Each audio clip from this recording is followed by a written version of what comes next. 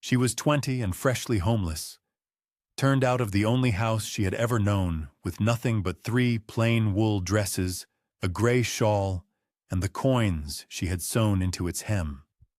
No father to speak for her, no brother to fetch her.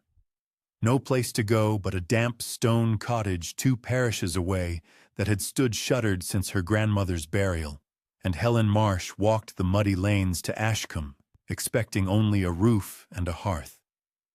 What she did not know was that beneath one loose stone in that neglected hearth lay something her stepmother had spent a great deal of trouble to keep buried. Settle in, and tell us in the comments where you're watching from tonight. And if these quiet English stories keep you company, do subscribe so the next one finds you. Helen Marsh had been born in the small market town of Elderby in the spring of 1849, the only child of Thomas Marsh, a corn factor of steady habits and modest means, and of Anne Marsh, born Anne Whitcomb, who died of a fever before Helen's 4th birthday, and left behind only a workbox, a wedding ring wrapped in tissue, and a daughter with her own gray eyes. Thomas kept the ring in a drawer of the writing desk and gave the workbox to Helen when she was 7, and it was in that workbox, lined with faded rose sateen and fitted with ivory bobbins and a small pair of stork-billed scissors, that Helen first learned the trades that would sustain her. She learned them from her grandmother, Margaret Whitcomb, who came down from Ashcombe in the years after Anne's death and lodged in the little upstairs room above the corn office and took over the raising of the child, while Thomas did his ledgers and his traveling. Margaret was then a widow of some 15 years, a plain, spare woman with strong hands and a way of speaking that used no more words than the sentence required. And she taught Helen how to hem and turn a collar and darn a stocking so that the darn could not be found by candlelight, and how to make a nettle pudding when meat was scarce, and how to keep a coal fire drawing on a wet day, and how to read a household account and know at a glance where the shilling had gone. She taught her to trust her hands before her tongue, and to see the value in what had been mended rather than thrown out. And when Helen was 15 and Margaret was called back to the cottage at Ashcombe to nurse a dying sister, Helen went with her for the whole of one summer and learned the herbs of the hedgerow and the trick of setting a hearthstone level with wedges of slate.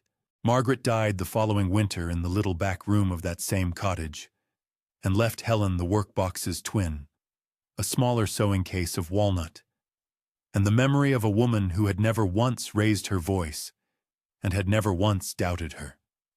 Helen kept the walnut case wrapped in a piece of Margaret's own apron cloth, and it went with her everywhere thereafter, and she took it out on quiet evenings and ran her thumb along the brass hinges as though touching the hand that had polished them.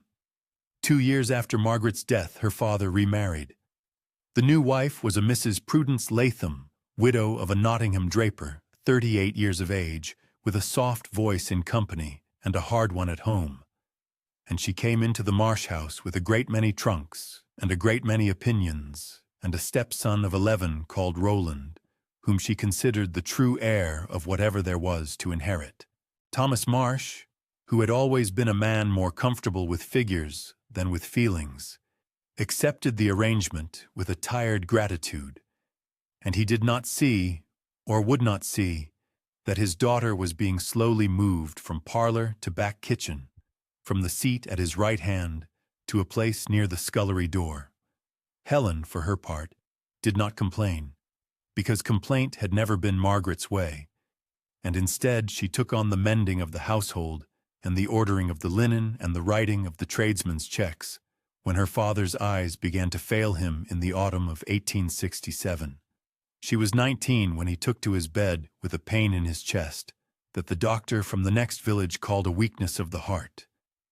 And she was still 19 when he died on the 2nd of February, 1869, having said little at the last except her name, and having pressed into her hand the small square envelope in which he kept her mother's ring.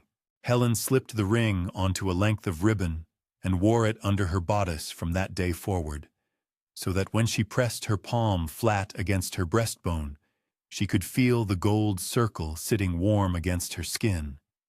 It was not much. It was, together with the walnut sewing case, everything she had that had once been loved. And in the weeks that followed the funeral, while the parish talked of the estate and the solicitor read the will aloud in the front parlor with a low, embarrassed cough, Helen learned that her father had left everything, without qualification, to his wife, in the trust that she would provide for the child of his first marriage, as she saw fit.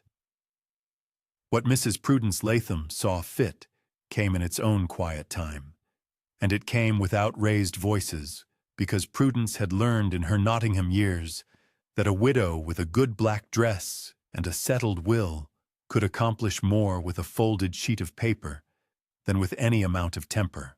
It was the 14th of March, a Sunday, and Helen had come in from morning service with the wet of the churchyard grass still darkening the hem of her wool dress.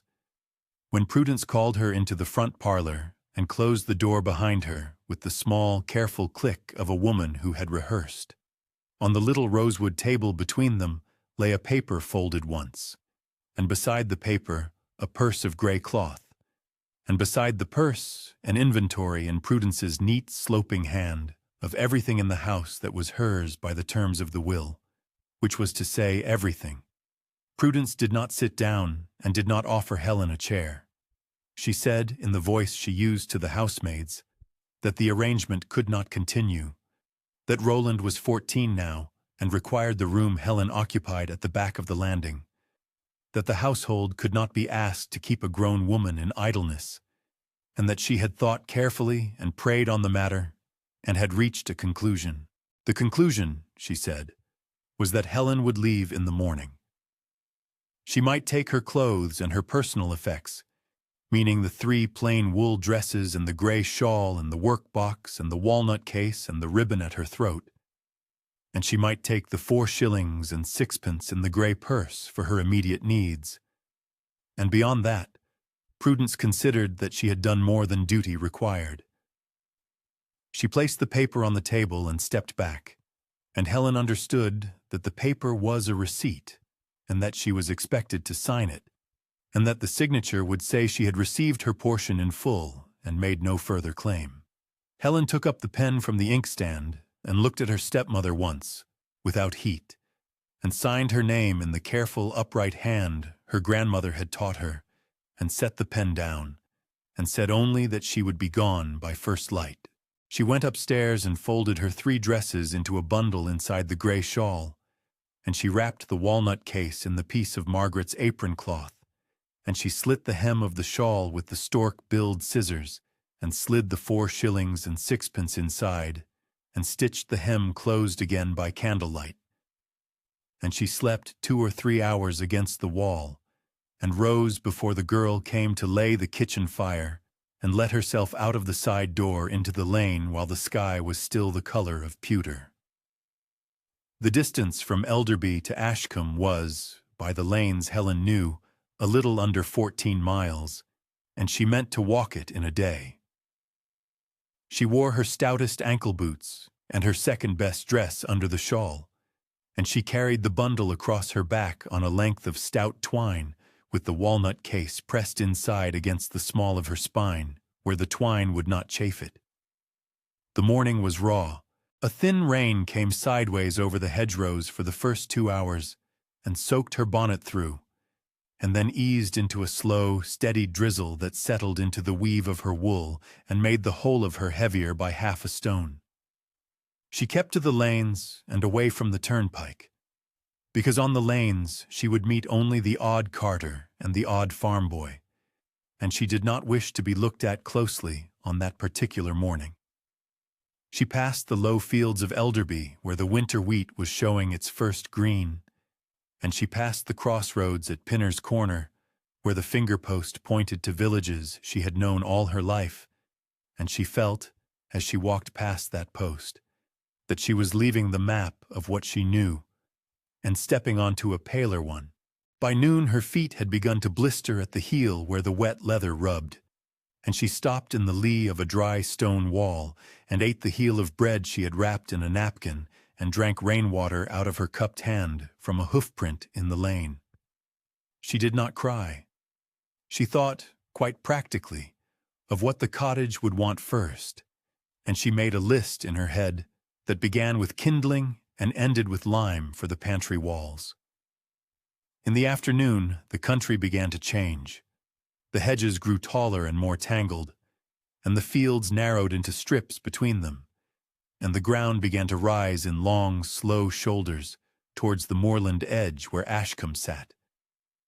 She smelled coal smoke from a shepherd's cottage before she saw the roof of it, and she smelled wet bracken and the peat-tinged water of the little brown streams that ran beside the lane, and she smelled, faintly, the sea, though the sea was 15 miles off and only carried on certain winds. By 4 o'clock, the light had begun to go gray at the edges, and she saw at last, across a field of rough pasture and over a low gray wall, the slate roof of Margaret Whitcomb's cottage, sitting alone at the far end of the village, its chimney cold, its windows shuttered, its little wicket gate hanging on one hinge, and she stopped in the lane and looked at it for a long moment before she went on. The wicket gate lifted rather than swung when she pushed it, for the lower hinge had rusted through, and the iron pin lay in the grass beneath a tuft of dead nettle, and she set it back on its post as best she could, and walked up the flagged path to the door. The cottage was of the local grey stone, low and long, with a slate roof that dipped in the middle where a rafter had given, and 2 small windows on either side of a plank door studded with square-headed nails. The door was locked, but Helen knew where Margaret had always kept the key, in a chink of mortar behind the water butt, and she found it there still, an iron key as long as her hand, orange with rust but sound. She turned it in the lock, pushed the door with her shoulder against the swollen jamb, and stepped into the kitchen where her grandmother had died 3 years before. The room measured, she guessed, some 14 feet by 12, with a flagged stone floor sunk unevenly, a beamed ceiling low enough that a tall man would have stooped, and a wide hearth at the gable end, built of the same grey stone as the walls, with a Bessemer beam of black oak above it. The hearthstones were laid in a rough square before the fire opening, 7 of them by her count, the middle one longest and worn in a shallow curve, where feet had stood at the fire for 80 years.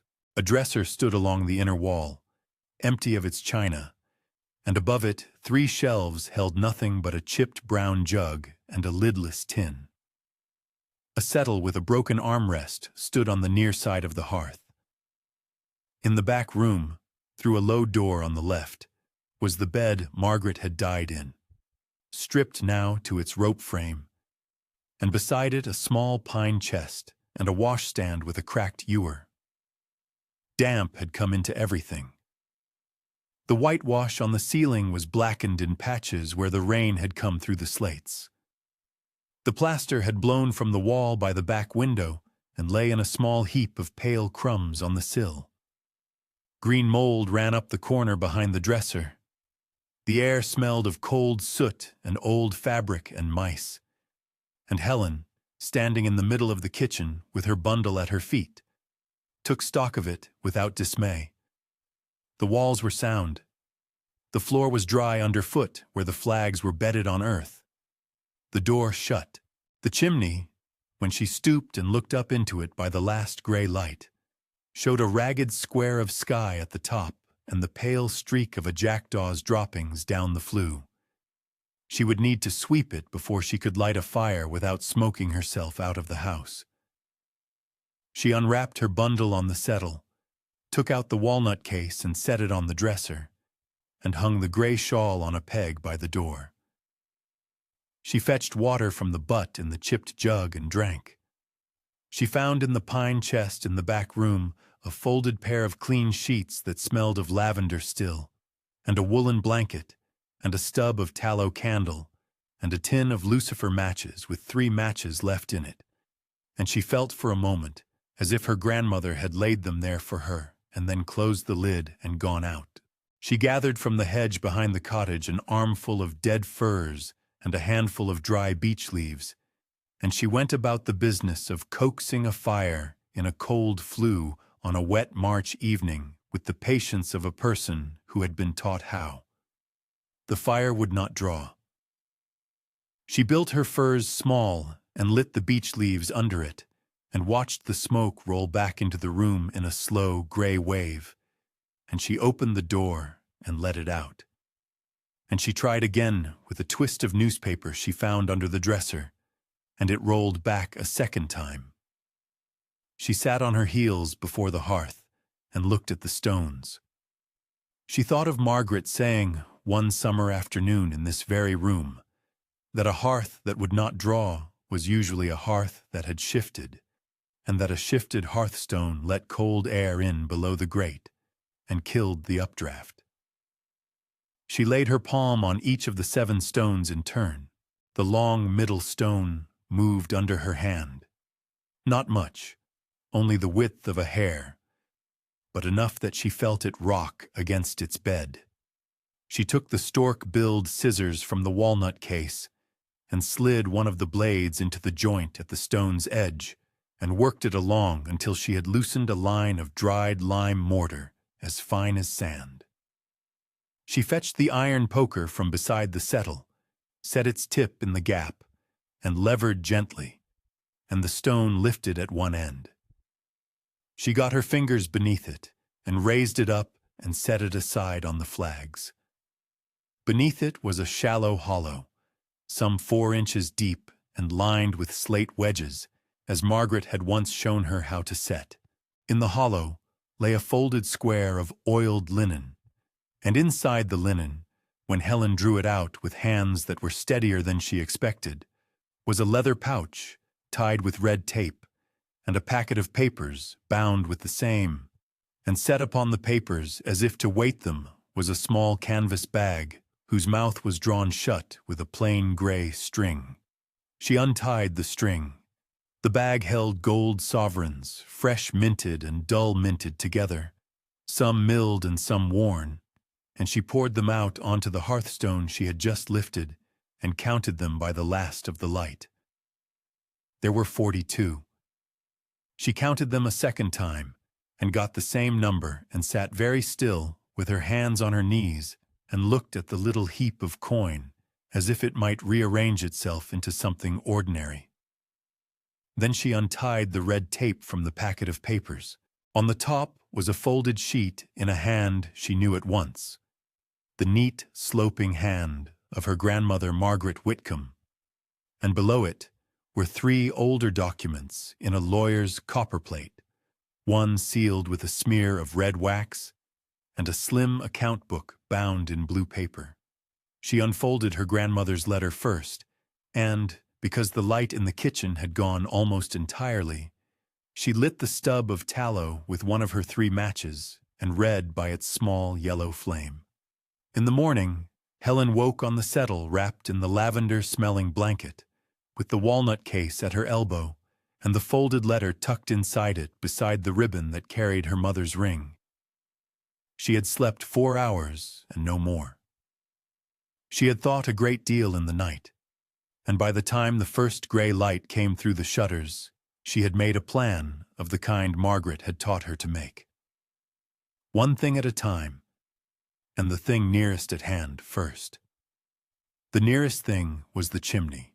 She could not warm the cottage nor cook a meal until the flue would draw, and she could not sit and read the 3 documents in copperplate with the attention they wanted until she had warmth and food. She walked into the village a little after 8, with the sovereigns divided between the toe of her spare boot and a small pouch stitched into her under petticoat, and the papers wrapped again in the oiled linen and pushed to the bottom of the pine chest with the blanket laid over them. At the smithy at the top of the lane, she found Mr. John Bram, aged 52, blacksmith and wheelwright, a man of few words and heavy hands, who had known Margaret and remembered Helen from the summer she was 15. Helen asked whether he could recommend a sweep. Mr. Bram sent his boy down to fetch old Ned Poyser, aged 61, chimney sweep and jobbing thatcher, who came within the hour with his brushes bound to a cart and swept the flue in 3/4 of an hour and brought down half a bushel of jackdaw's nest and soot into an old sack. Ned charged 1 shilling and 6pence and drank a cup of well water at the door and told Helen the stack itself was sound and would outlast her. By afternoon, the fire drew clean and straight up the flue, and Helen boiled water in the chipped jug set on a trivet and made tea from a paper twist of leaves. Mrs. Hester Combe, aged 47, wife of the tenant at Low Barn, had pressed on her at the gate along with a loaf and half a pat of butter wrapped in a dock leaf. Mrs. Combe had known Margaret and said only that the cottage had been too long empty and it was right somebody was in it again. Helen paid for nothing that day and accepted everything, because Margaret had taught her that pride at the wrong moment cost more than it saved. Over the fortnight that followed, Helen worked from first light to full dark.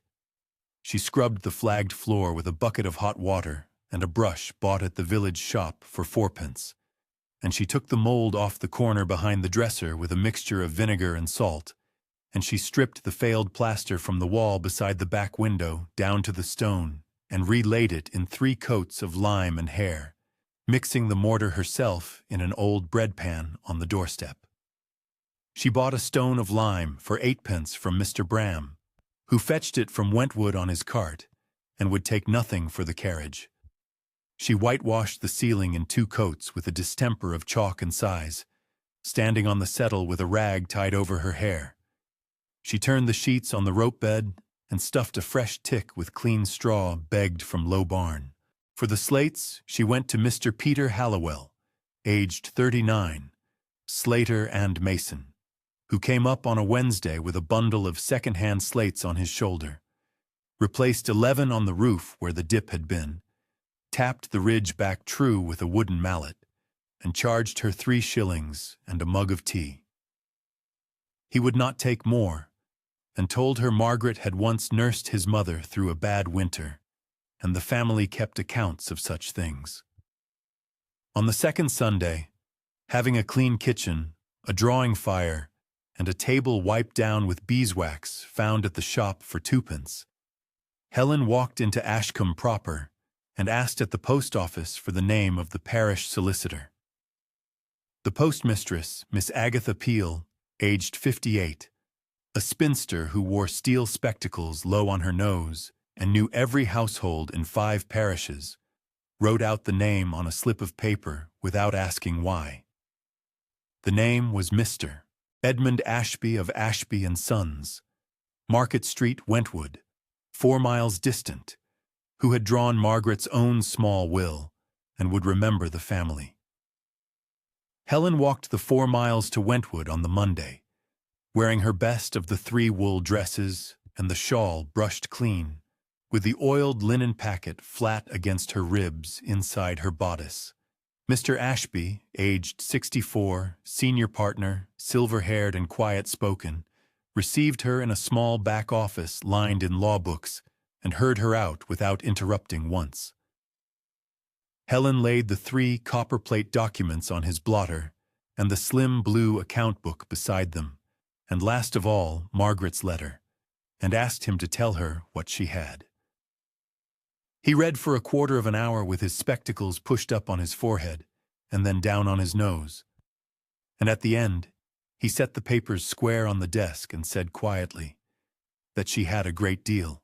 The first document, sealed with red wax, was a deed of gift dated 1861 by which Margaret's late husband's brother, a bachelor draper of Nottingham named Josiah Whitcomb, had settled the sum of £240 upon Anne Marsh, born Whitcomb, and after Anne's death upon Anne's issue, meaning Helen.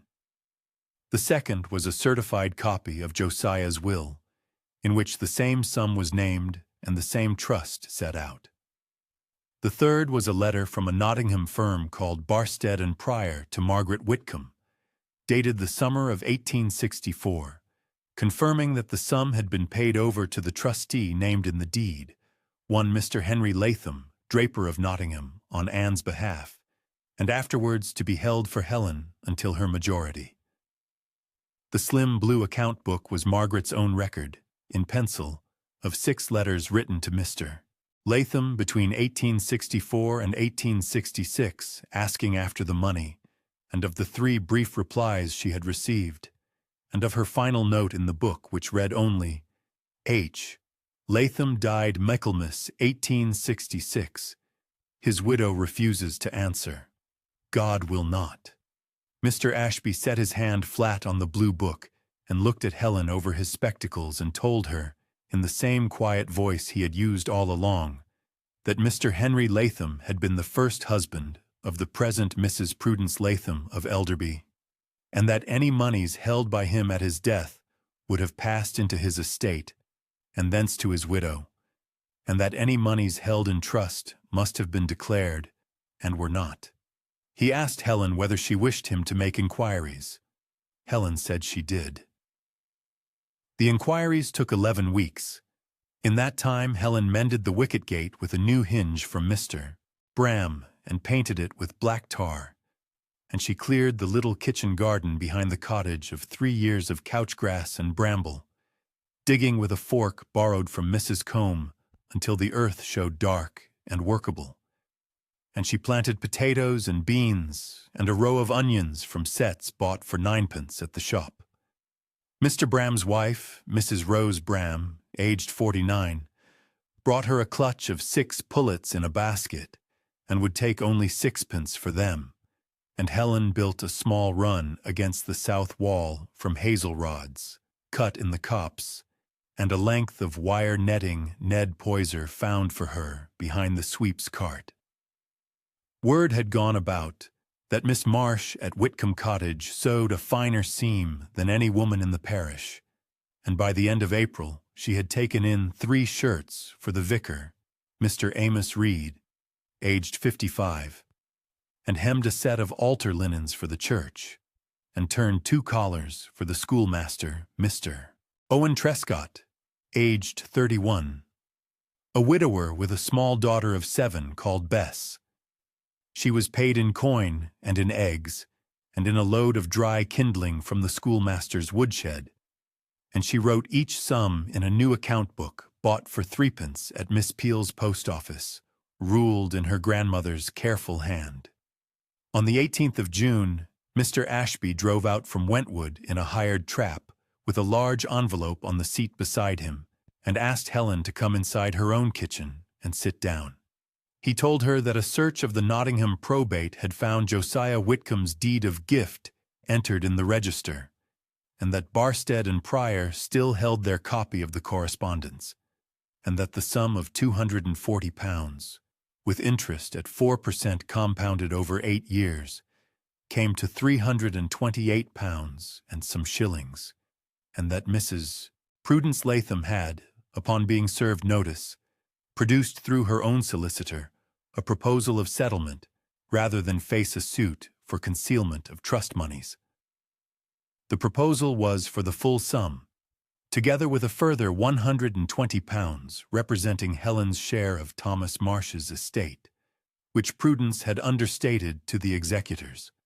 Mr. Ashby set the envelope on the scrubbed table and said Helen might sign or refuse as she chose, but that in his professional view the offer was sound, and the alternative would take 2 years and consume half of what was owed. Helen signed.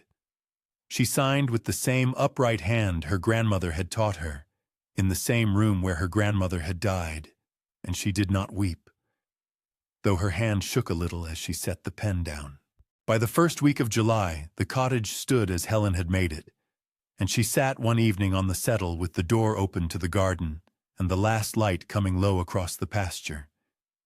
And she took stock in the quiet way her grandmother had taught her to take stock, one thing at a time.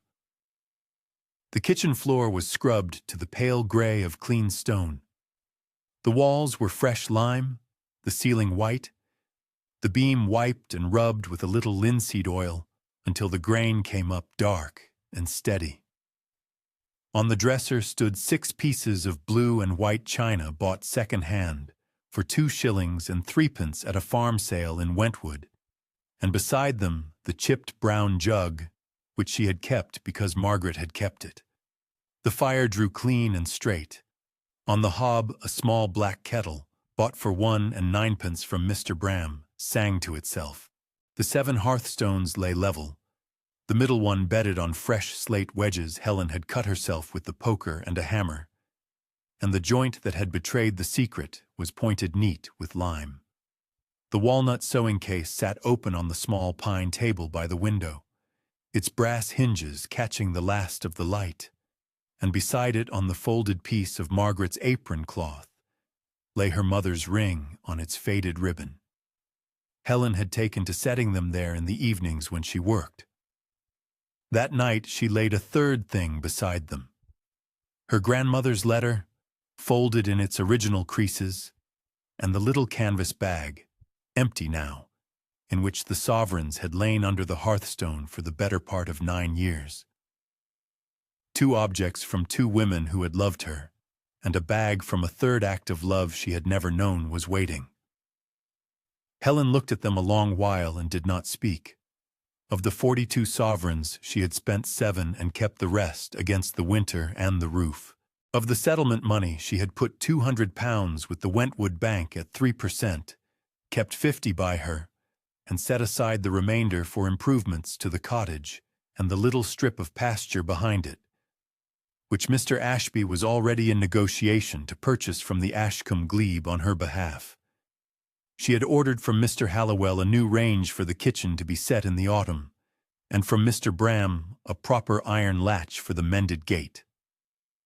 She had subscribed 6 pence a week to the parish coal club and 1 shilling a quarter to the church, and she had paid Miss Peel for a black-edged card acknowledging Thomas Marsh's death, though she sent it to no one. Mrs. Prudence Latham had written once, in her neat sloping hand, a letter of 11 lines, regretting a misunderstanding and hoping Helen would visit Elderby in the summer. Helen read the letter twice, folded it, and put it in the fire, and watched it curl and blacken and lift up the flue as clean smoke. Roland, aged 14, had written nothing, and Helen expected nothing of him, and thought of him kindly and seldom. On Sunday she walked to church in the second of her 3 wool dresses, with the ribbon and ring under her bodice as always, and Mr. Reed nodded to her from the vestry door, and Mrs. Combe made room in her pew, and Bess Trescott, aged 7, slid along the bench to sit against Helen's arm during the sermon, and fell asleep there, and Helen let her sleep. After service, Miss Peel stopped Helen by the lych gate and said the mail cart had brought a parcel of French silk thread she had ordered on Helen's behalf, and Helen thanked her and paid the 9 pence and carried the parcel home under her shawl. That evening she sat again on the settle and watched the fire, and it seemed to her that she had not been cast out at all, only sent, and that the woman who had thought to be rid of her had, without knowing it, delivered her to the one hearth in the world where she was owed a place.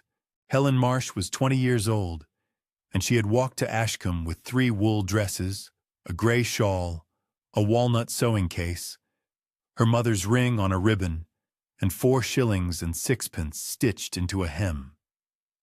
She had spent that 4 and 6 on nothing at all, because on the road she had needed nothing. And at the end of the road there had been a cottage with a loose stone in the hearth, and a letter under it from a woman who had loved her before the world had thought to. It was the best 4 shillings and 6 pence she had ever not spent, and the cottage at Ashcombe, which no one had wanted, and which had stood shuttered above the moorland edge for 3 cold years, was her home, and her living, and her name. If this story kept you company tonight, stay a moment longer and subscribe to the channel so the next one finds you by the same quiet fire, and share it with someone who needs reminding that a house nobody wants can still be waiting with a light in it. And before you go, sit with this. What has been turned out of your life, or seemingly lost, that might yet be the very thing leading you toward the hearth where you truly belong. Tell us in the comments where you're watching from, and what small, overlooked thing in your own keeping you have lately begun to see with new eyes.